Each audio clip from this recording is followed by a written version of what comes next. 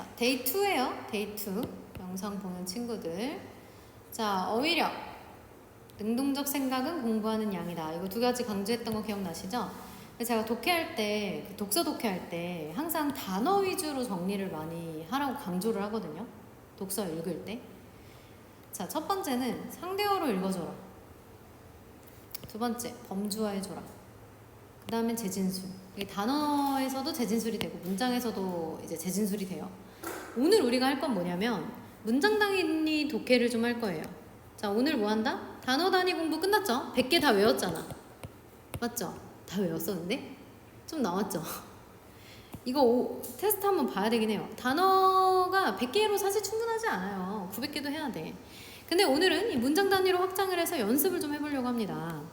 자, 독서 공부의 기본이 뭐냐면 이해하고 납득하는 거예요.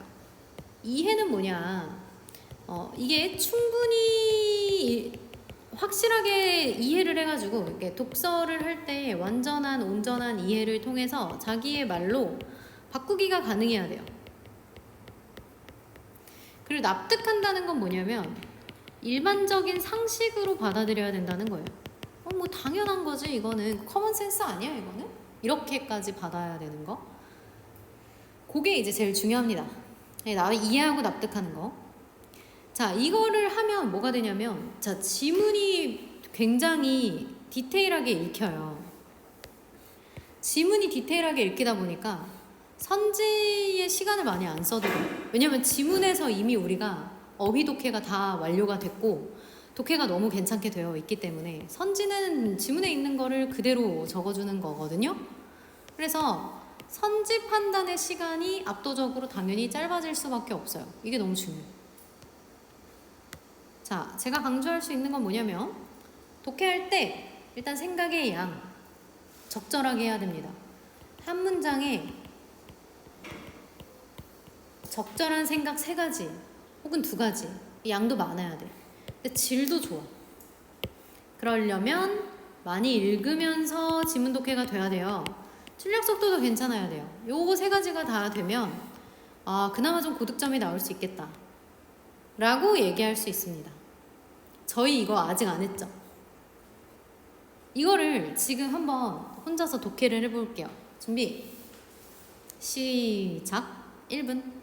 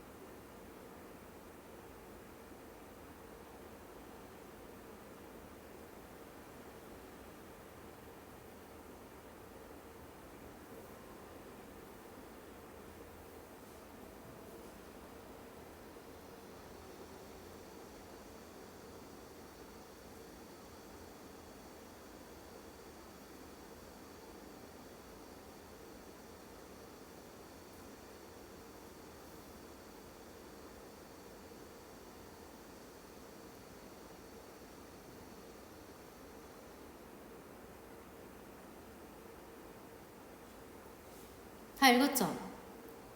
같이 보자. 자, 1번부터 볼 건데 음악에서 사용하는 소리라고 해도 대부분의 사람들은 피아노 소리가 심벌즈 소리보다 듣기 좋다고 생각한다. 자, 대부분의 사람들은 뭐가 더 좋대? 피아노가 심벌즈보다 좋다. 표시해 놓을 수 있겠죠? 이렇게. 근데 왜 그렇대요? 전자를 고르는 피아노 소리가 고른 음이죠. 후자 심벌즈 소리가 시끄러운 음이 되는 거잖아요. 맞아요? 근데 고른 음은 뭐를 갖는데요? 3번 주기성을 갖는다 그랬죠. 그럼 뭐가 주기성을 갖는다는 거야? 피아노 소리가 주기성을 갖는 거죠. 그러면 심벌즈 소리는 주기성을 가져요 안 가져요? 안 가지죠. 일반적으로 음악에서 음이라고 부르는 것은 고른 음을 지칭한다. 그러면 음악의 음자는 피아노 소리를 얘기하는 거죠. 피아노 소리이자 주기성이 있는 고른 음을 얘기하는 거죠. 맞아요? 주기성이 있어야지 음악인 거야. 이해 가셨어요? 그럼 고르름은 주기성을 갖기 때문에 동일한 파형이 주기적으로 반복되죠. 주기성이 있다는 건 파형이 반복된다는 거니까. 근데 1초에 몇 번 반복되는가가 뭐라는 거예요? 진동수라는 거죠. 이해 갔어요, 여러분? 그러면 나 질문이 있어. 심벌즈는 진동수가 있어요?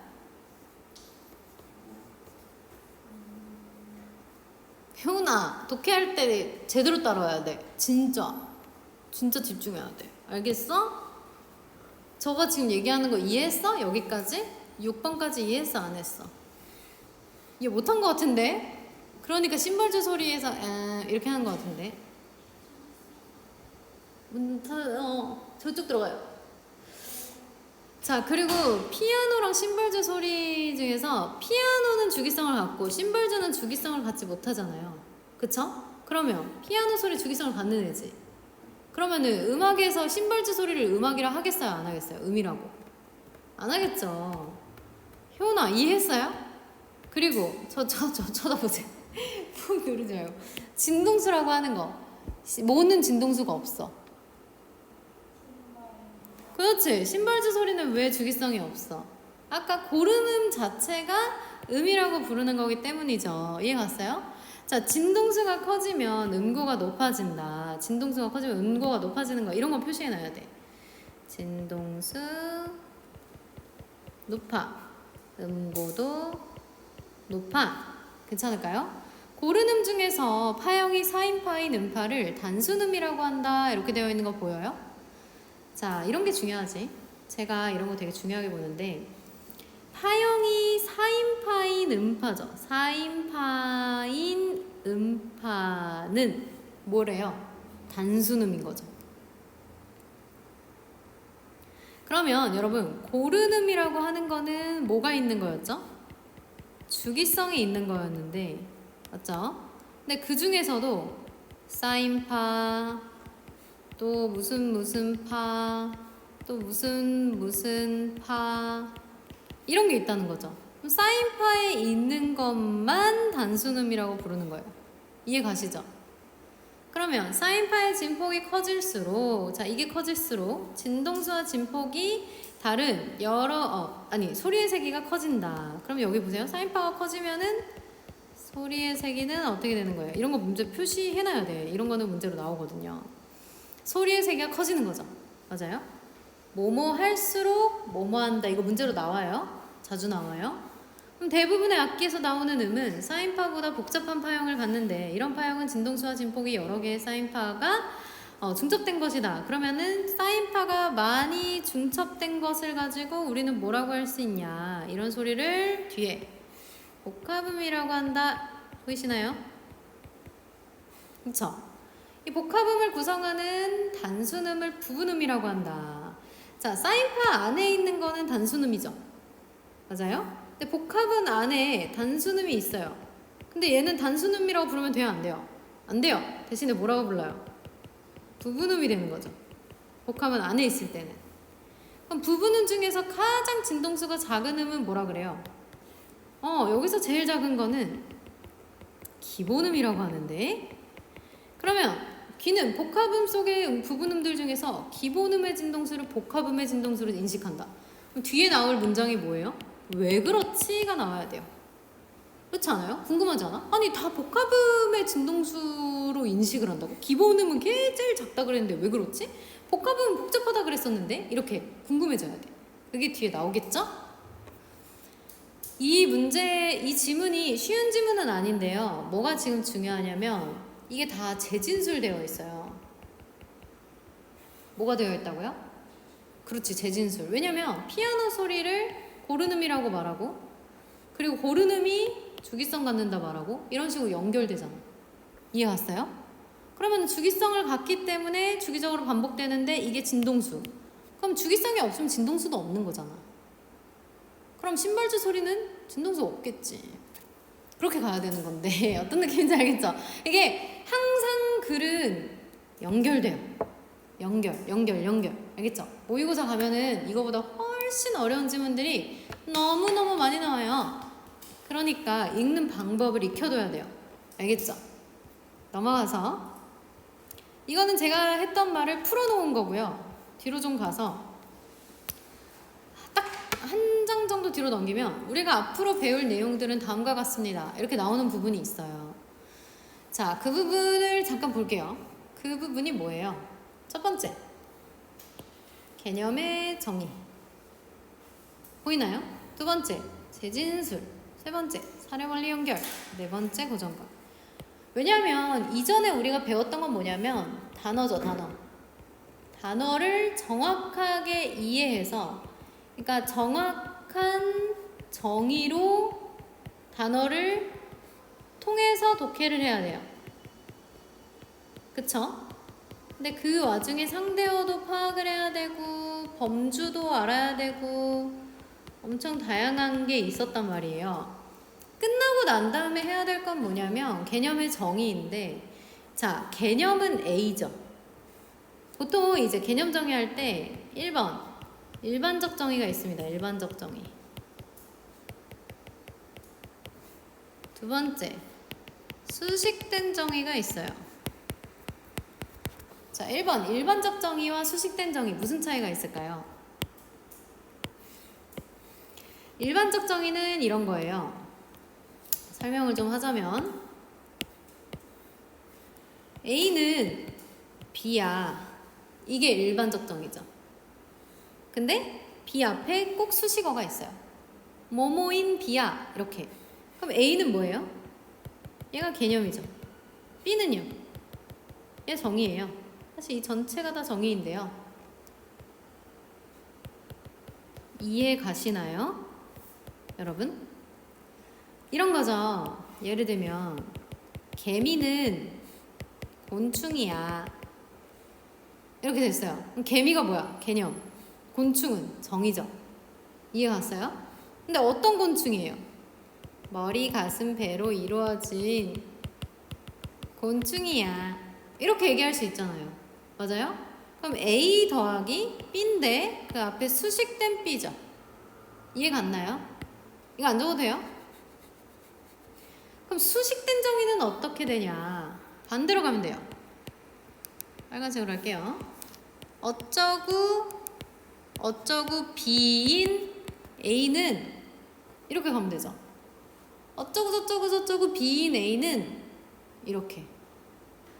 아니면 그냥 전체가 B일 수도 있어요. B A는 이렇게 갈 수도 있어요. 이해 가셨나요? 근데 요즘 수능 모의고사에서 많이 나오는 거는 앞에 거일까요? 뒤에 거일까요? 당연히 뒤에 겁니다. 뒤에 게 훨씬 어렵거든요. 이해 갔어요? 근데 이게 가끔 이런 식으로 나와요. B인 A는 B 다시야. 이렇게 다 나올 때 있어요. 이해 갔어요? 그럼 너무 길잖아. 근데 사람들은 요것만 주목하고 얘를 날려버린단 말이야. 그러면 안 돼요. 둘 다 섞어서 정의 내려주셔야 돼요. 이해 갔어? 자, 그리고 재진술. 재진술은 영어로 말하면 패러프레이징입니다. 네, 패러프레이징이라고 우리말은 안 쓰죠. 재진술이라고 하고 부연 설명이라고 하죠. 자, 그리고 이 재진술의 추가적인 설명들이 사례하고 고정값으로 가져가자. 사례 원리 연결입니다. 사실 사례 원리 연결도 비슷해요. 이거는 어떤 식이냐면 원리가 먼저 하나가 나오고 그 다음에 바로 나오는 게 예를 들어, 가령 이런 표지가 나와요. 자, 원리를 하나 주고 예를 들어, 가령 이런 식으로 표지를 준단 말이지. 그거를 우리가 읽으면 돼. 이해 갔어요? 자, 그리고 고정값이라고 하는 게 있는데 고정값은 뭘까요, 여러분? 얘는 한마디로 말해서 늘상 주는 값인데 이게 고득점 문제에서 얘가 답이 될 경우가 많아요. 고정값은 제가 예시를 통해서 좀 이따 설명을 한번 해줄게요. 알겠죠? 그러면 일단 저희가 진행을 해봅시다. 개념의 정의부터.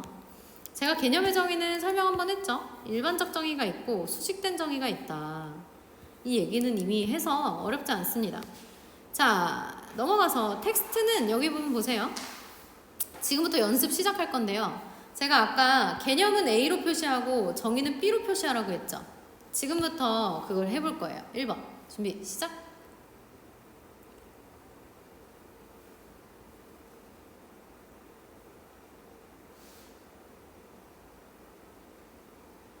뭐야, 둘 다 왼손잡이에요? 왼손잡이야, 효은이? 아니, 여기도 왼손잡이야. 이렇게 보는데, 여기가 왼손잡이인 거 알고 있었거든. 승자랑 똑같이 왼손잡이. 효은이, 아니, 우리 서율이는 오른손잡이인가? 아, 그렇구나.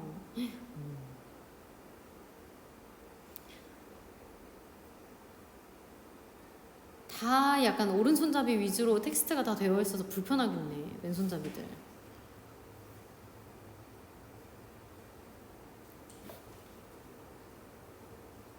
됐죠? 같이 해볼까요? 자, 개념이 뭐예요, 여러분? 텍스트죠.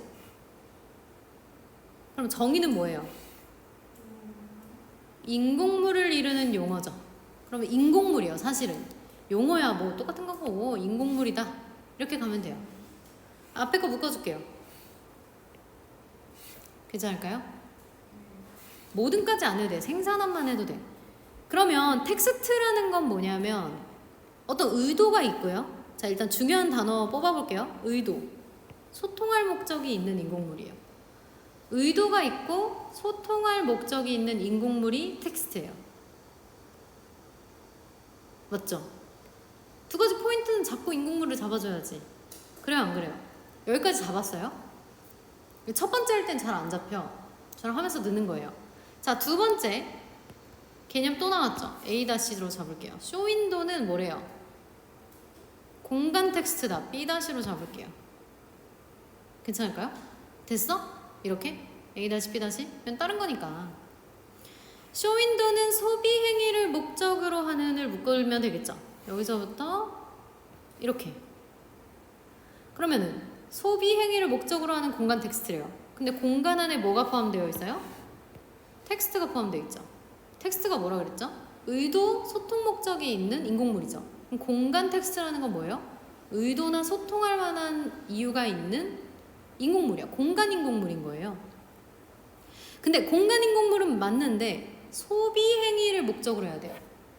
공간 인공물인데 소비 행위를 목적으로 하는 공간 인공물인 거죠. 이해 가셨나요? 앞에 있는 내용이 안 나오긴 했어요. 뒤에 있는 내용도 안 나왔지만 그럼에도 불구하고 문장 독해는 딱딱딱딱 순서 맞게 해주셔야 돼요. 우리 배운 대로. 이해 가셨어요? 그러면 밑에 내려와서 얘도 한번 해보세요. 얘는 개념이 2개 정도가 중첩돼요. 그러니까 정의가. 개념은 하나인데 정의가 지금 2개가 나와요. 근데 마치 정의가 아닌 것 같고 그냥 특징 같거든요. 그래도 그 특징도 잡아주셔야 돼요. 이해 갔어요? 해볼게요. 어떻게 돼요? A가 뭐예요? 효은이 A 뭐에다가 표시했어요? 그렇죠. 사막은 얘가 A죠. B는 뭐예요, 승재야? 지역. 근데 어떤 지역이래요? 묶어주세요. 연 강수량이 250mm 이하인 지역. 맞나요? 그리고 하나 더. 이 사막은 분포도 해요. 근데 이거 전체가 분포예요, 이번에는. 사실 묶어주면 되거든요. 사막은 저위도와 중위도에 분포하는 연 강수량이 250mm 이하인 지역이에요. 맞지 않아요? 섞어 써야 되는데 좀 늘렸죠? 이해 가셨어요? 왜요? 너무 길어지니까 컴마 해준 거죠.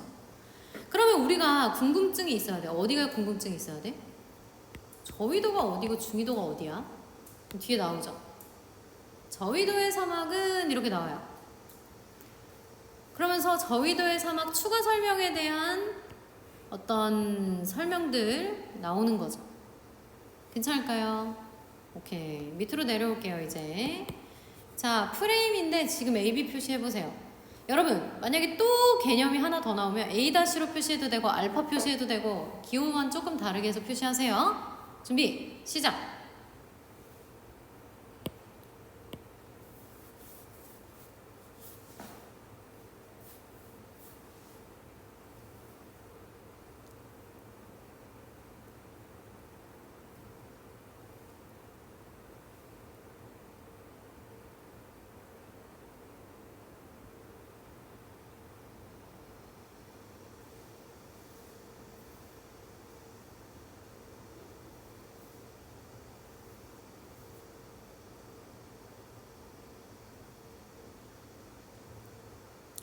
같이 할게요.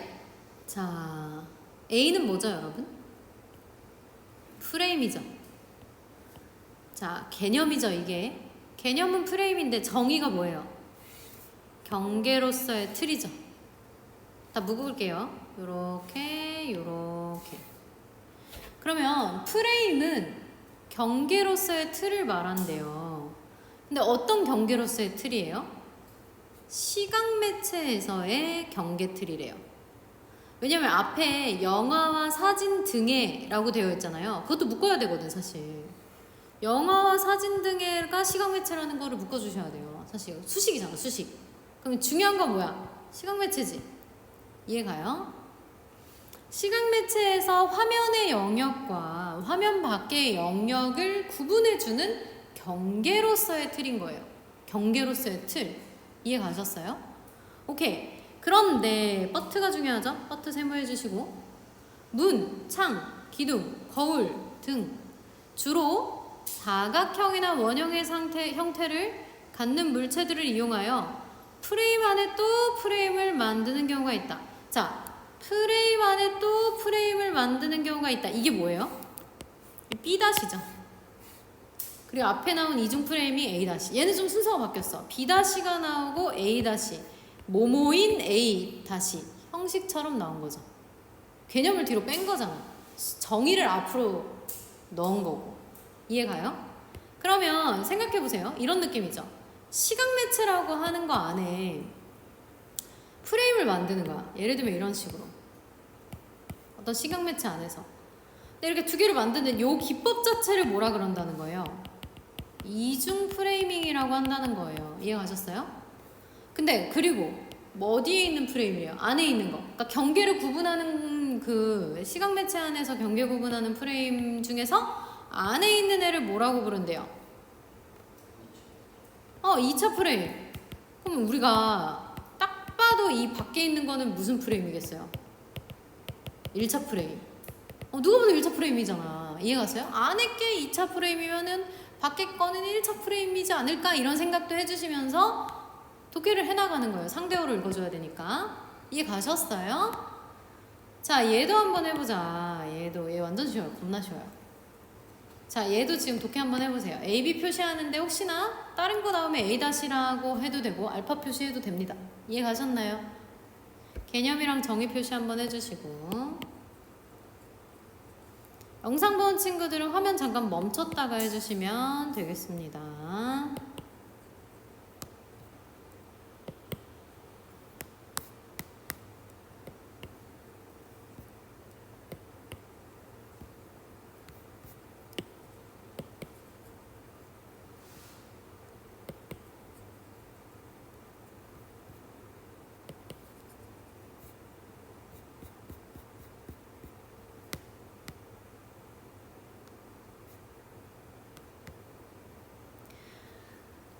해볼게요. 다 했어요. 너무 빠르니 내가? 미안해.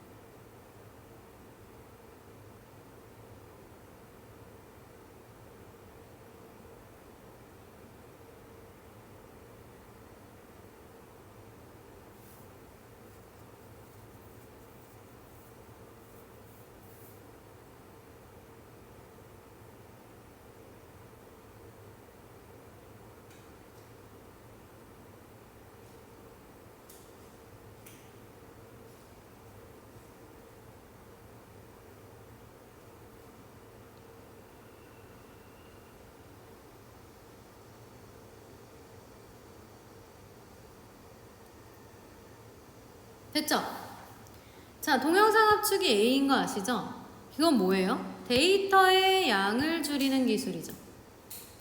B가 2개로 잡아줘야 되겠죠? 너무 길어. 그래가지고 줄이는 기술은 맞는데 데이터 양을 줄이는 기술인데 뭐 이것까지 줄이는 기술까지는 표시할 필요 없어요. 그냥 줄이는 기술이 맞는데 데이터 양을 줄이는 기술. 근데 어떻게 함으로써?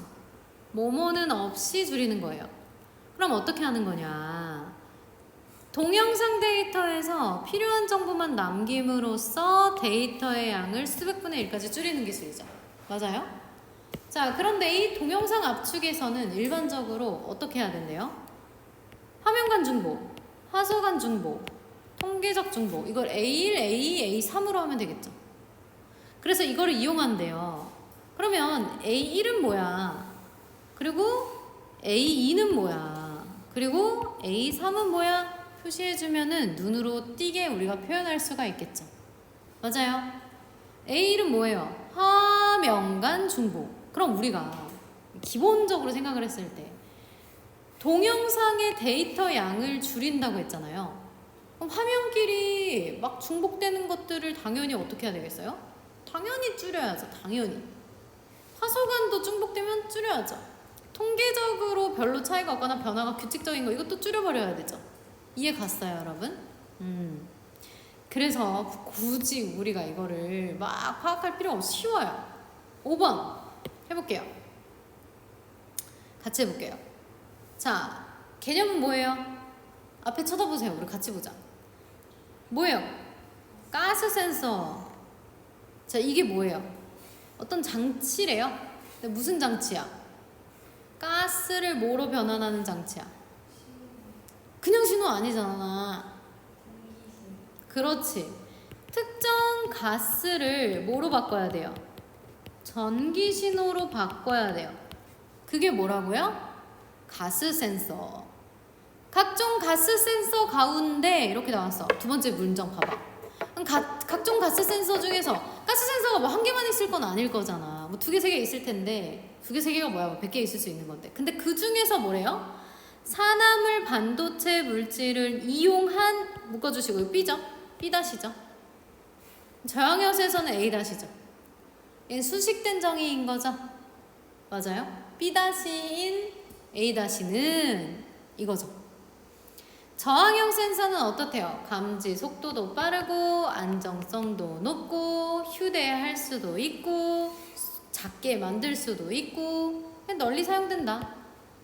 그러면 저항형 센서도 뭘 할 수 있어야 돼요?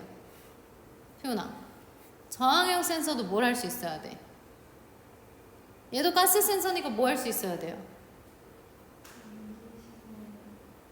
전기 신호로 바꿀 수 있어야 된다. 가스를 전기 신호로 얘도 바꿀 수 있어야 저항형 센서죠. 이것도 같이 가져가 주셔야 된다는 거예요. 여러분, 아주 기본적인 이야기를 하고 있는 거니까 납득이 되지 않아요? 이해 가죠? 얘도 해보세요. 이거 혼자서 해보세요. 오케이, 준비 1분 시작.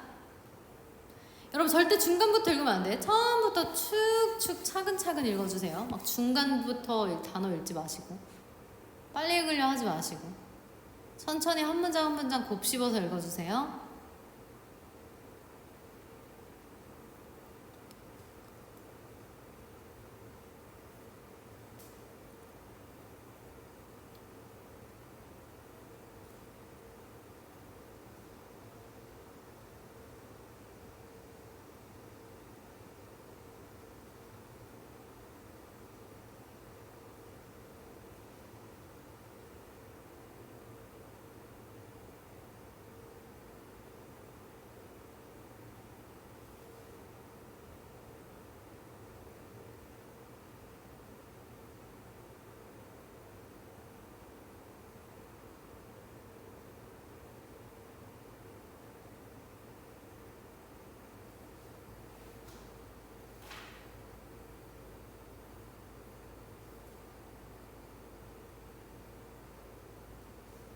됐죠? 처음에 일단 광고, 간접 광고라는 게 나와요.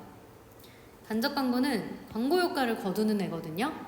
근데 뭐하고 뭐를 활용한대요? 주류적 배치, 주변적 배치. 첫 번째로 나올 건 뭐예요? 주류적 배치는 이게 먼저 나와요. 자, 얘는 뭐래요? 사용 착용하거나 대사로 상품 언급하거나. 자, 주변적 배치는요. 배경을 통해 상품 노출하거나 B-로 해야 되구나. 시청 이렇게 배경을 통해서 상품 노출하는 거 이렇게 표시할 수 있겠죠. 근데 시청자들은 누구를 더 주목한다는 거예요? 주류적 배치예요? 주변적 배치예요? 그렇지, 당연히 주류적 배치겠죠. 그러니까 이 인물들 있잖아. 출연자가 사용, 착용, 대사로 언급하는 거에만 주목한다는 거죠. 또 간접 광고를 통해 배치되는 상품이 자연스럽게 활용되어서 프로그램의 맥락에 되게 부합해요. 그러니까 이 상품이 프로그램이랑 너무 잘 어울려. 만약에 이렇게 되면 어떻게 되겠어요? 광고 효과가 더 커지는 거죠. 이러면 광고 효과가 커지겠죠? 이를 뭐라 그런다는 거예요?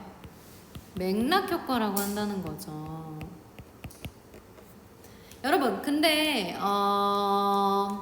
예를 들면 이런 거죠. 뭐 런닝맨이라고 하는 프로그램 알아요? 거기에서 운동 시계를 파는 거야. 시계를 찬 거야. 그럼 사람들이 막 그걸 차고 막 이렇게 달리기를 해. 그럼 훨씬 더 광고 효과가 있겠지. 그런 느낌? 맥락 효과. 이해 가시죠? 자, 이제 수직된 정의 갈 텐데 그 다음 장에 요거 한번 볼게요. 자, 두 개가 있어. 민재는 잘생기고 인기가 많다랑 그리고 어제도 고백을 받았다라는 문장과 잘생기고 인기가 많은 민재는 어제도 고백을 받았다. 여러분, 1번은요 얘가 조금 더 중요한 것 같고 2번은요 이게 중요한 것 같아요. 근데 사실 얘도 중요하고 얘도 중요합니다. 문장 형식이 달라서 그렇지. 얘를 합쳐서 문장을 만들어줘야 돼요. 이해 가셨나요? 민재는 어제도 고백을 받을 만큼 잘생기고 인기가 많은 거죠. 괜찮을까요? 그러니까 좀 귀찮게 산다 이거죠. 두 번째, 잘생기고 인기가 많은 민재는 어제도 고백을 받았대요. 그러면 이거 다 똑같이 얘랑 얘를 같은 선상의 정의로 받아줘야 된다는 거예요. 같은 힘의 크기의 정의로. 이해 갔어요? 치우치지 말고. 그러면 얘도 한번 해볼게요. 1번. 얘도 지금 표시하면서 한번 독해보세요. 준비, 시작.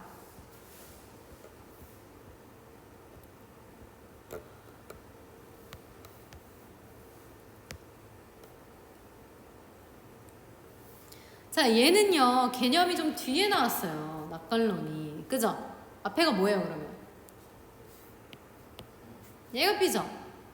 정보 격차가 사라질 것으로 보는 낙관론이잖아요. 그럼 낙관론이라는 건 뭐다? 디지털 매체 초기에 무엇이 보급됨에 따라서 매체가 보급이 확대된 거야. 그러니까 사용자가 많아진 거지. 매체 보급이 확대됨에 따라서 정보 격차가 사라질 것으로 보는 거죠. 그게 낙관론이야. 이해 갔어요? 격차가 좀 없어지지 않을까? 이런 생각을 갖는 거지. 이해 갔나요? 자, 요거 좀 어려운데, 자, 여기서 중요한 건 뭐냐면 비율을 분모분자로 바꿔주세요. 뭐를 분모분자로 바꾸라고요? 비율. 다시 뭐를 분모분자로 바꾸자고? 비율을 분모분자로 바꿔주셔야 돼요. 시작!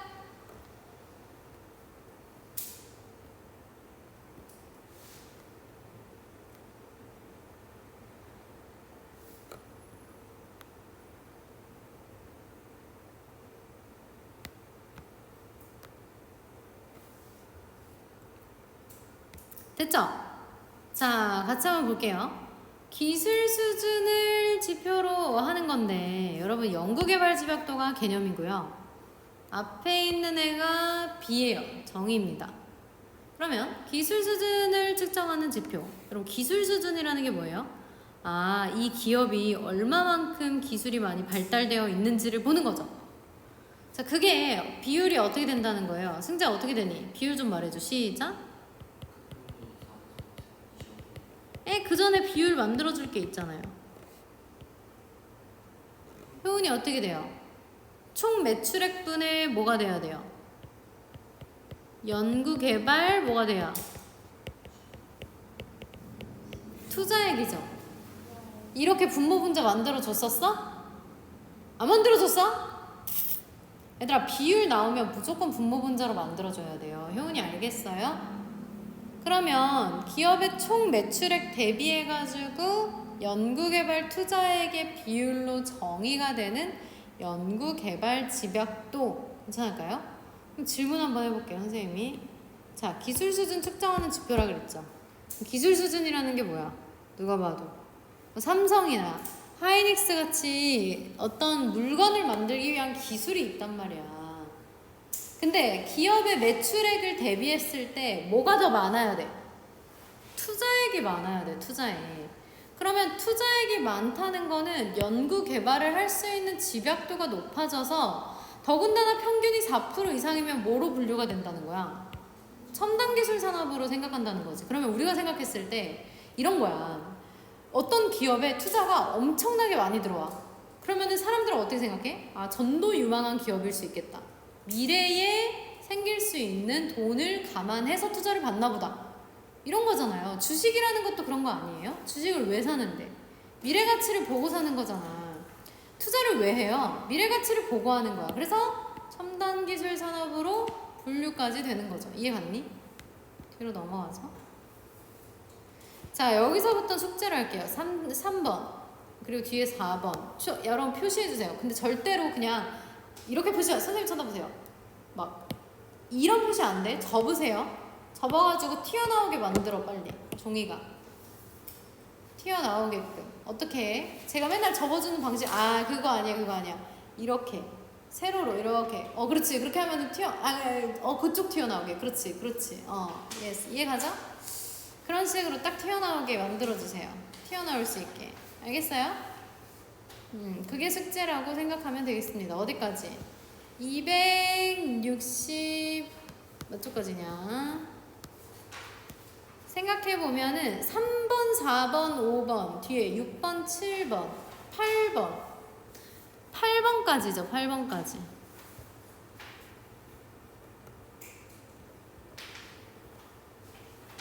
이 8번 한 번만 같이 해보자. 이거 진짜 중요해.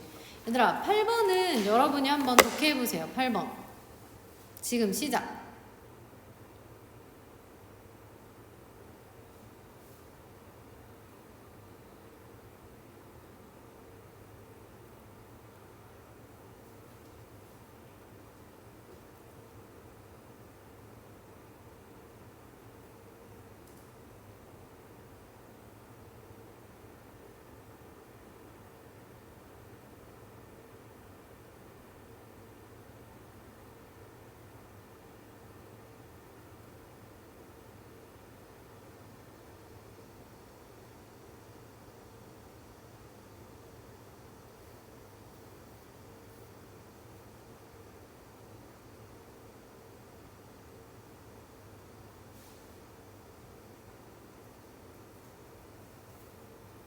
같이 해볼게요. 자, 뭐가 A예요? 뒤에가 A죠. 앞에가 B고. 맞아요? 자, 이 앞에 있는 이 부분 있죠?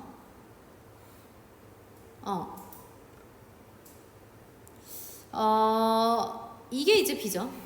같이 보면은 앞전기와 변환기의 핵심 부분. 사실 요것도 A-, B-로 잡아줄 수 있어요. 이거 잘했어요. 만약에 했으면. 앞전 소자는 앞전 변환기의 핵심 부품이거든요. 근데 앞전 소자가 뭘 받아요? 압력을 받는 거예요. 자, 앞전 소자가 뭐를 받는다? 압력을 받았어. 그러면은 뭐를 발생하게 해요? 전기. 그렇죠. 페러프레이징, 재진수를 주의하세요. 자, 그러면 보세요. 그걸 뭐라 그런다는 거예요? 이렇게 되는 거를 앞전 효과라고 한다는 거죠. 맞아요? 그러면 초음파를 누구한테 가해준대요? 앞전 소자. 질문이 있어요. 그럼 초음파는 뭐예요?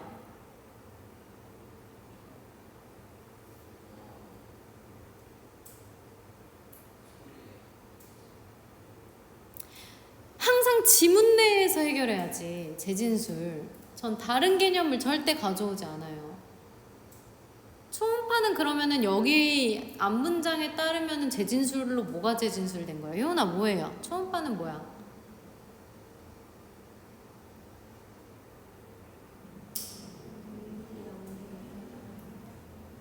뭐라고요? 아니 그쪽 가면 안 되지.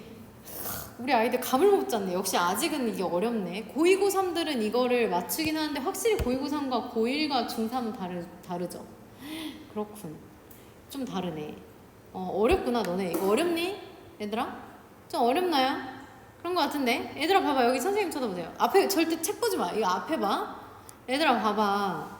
요 문장에서 뒤로 이어지는 거잖아. 그러면 얘를 뒤에 있는 애가 재진술을 해주는 건데 그렇지 않아요? 봐봐. 앞점 소자는 뭐를 받으면 뭐를 발생시킨대? 압력을 받으면 전기를 발생시킨다고 하잖아.